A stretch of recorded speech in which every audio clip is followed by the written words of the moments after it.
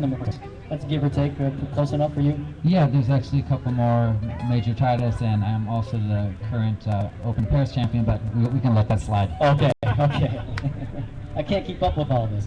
You're originally from Cupertino, California, as That's I right. remember it. Mm-hmm. Married to Ilaria and living in Rome, Italy, right? Exactly. Lucky fella. Very. You've got 16 major titles and more than 70 wins. I've not competed in 70 tournaments in my entire career, let alone won any majors. What keeps you motivated to continually play at such a high level? Well, it's not about the level. For me, it was about learning to play, learning to spin it. Like the first move that really got me addicted to freestyle was learning the delay. And when I learned the delay that day, I was just so fired up. I'm like, okay, now I have to learn another move. And over the 29 years that I've competed, I've always learned new moves, still learning new moves today. So it's kept me interested, and as I learn new moves, my level gets higher too. And of course, I've learned from some great masters who have helped me develop my game, like Joey and Skippy and Larry. And speaking of that, you've won major titles with some of the biggest names in freestyle. Dave Schiller, Dave Lewis, Dave Murphy, Arthur Coddington, Randy Sylvie, Larry Imperiali, Skippy Jammer, Paul Kenny, Suni Wenzel, Joel Rogers, Matteo Guidoni. I'm running out of room here. But there are no majors in mixed pairs. What do you suppose has kept you from that one elusive title? Well, I did play mixed pairs several years, and we got second place one time. And well, next year we're going to give it a try. I'm playing with Bianca in Prague next year, so I'll be back in the mixed pairs division to see if I can get my one trophy that's eluded me. All right, good luck with that, Tommy. Thanks. You moved to Italy about 6 years ago, right? Yeah. It appears you have not slowed down one little iota, and I get the impression that living there has really given your game an additional spark. How has living abroad helped your game and kept you on the field? Well, just imagine living in Europe, and you can go to Berlin, there's 25 players there. You can go to Karlsruhe, there's 20 players there, and all of them are the age from 18 to maybe 30 at the oldest almost. So you can go to different cities and just get fired up by all these young players, so it's pretty hard not to get fired up yourself. Awesome. Beautiful.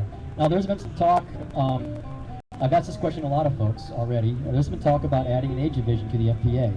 Now that you're 45, current FPA champion in 2 events, do you think the age division is really necessary, and why is that?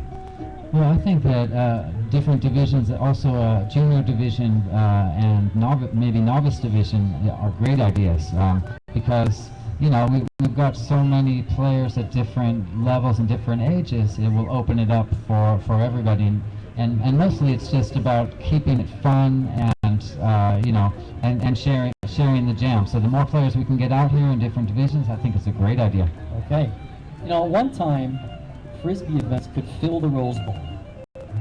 And these days, the crowds, if you will, are pretty sparse. What do you think happened? Well, it's not sparse in Europe. I mean, we had several thousand spectators at Spaganello, and well, it just depends on where you do the events.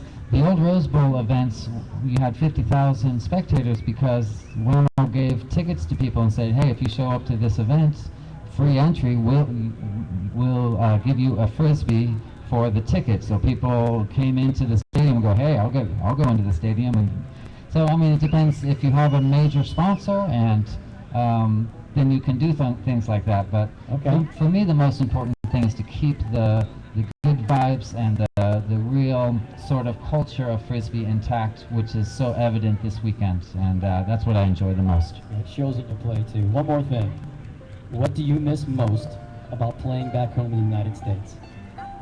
About playing back home? Well, all my friends. I mean, you know, in Europe, there's almost all the players, except for Clay and Reto, a few others, are younger players of the new generation. And they're at a good level, but they don't push me like Pat Carrasco, like Joey, like Skippy, and say, hey, Tommy, I know you can do that move, but I also know what else you can do. So when I play with those guys, I really have to raise my level of play. So that's what I miss, is being really pushed by those guys.